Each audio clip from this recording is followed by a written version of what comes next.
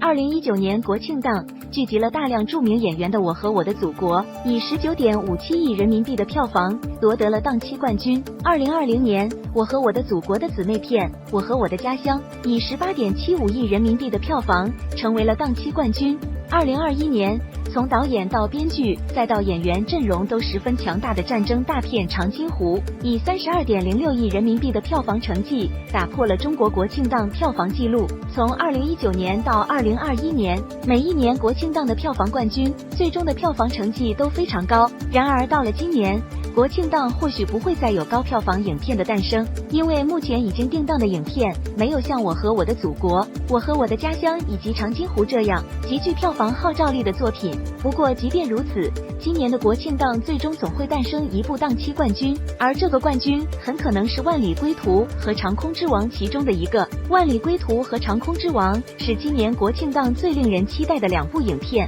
前者是根据真实事件改编，主演阵容包括张译、王俊凯和殷桃，后者是一部类似于《壮志凌云》的动作电影，主演阵容包括王一博、胡军和周冬雨等。按照目前的一些数据来看，《万里归途》夺冠的几率似乎比较大，因为该片无论是想看人数还是预测票房都要高于《长空之王》。不过，《长空之王》也是有很大希望能够成为票房冠军的。早在几天前，今年国庆档的影片就已经开启了票房预售，截止到目前，今年国庆档预售总票房已经超过了3000万人民币，而《长空之王》一部影片的预售成绩就占据了1/3。据电影平台显示，《长空之王》目前的预售总票房在2200万人民币以上，位列今年国庆档预售票房冠军的位置。而位于第2名的《万里归途》，目前预售总票房就只有500多万，是《长空之王》的1/4。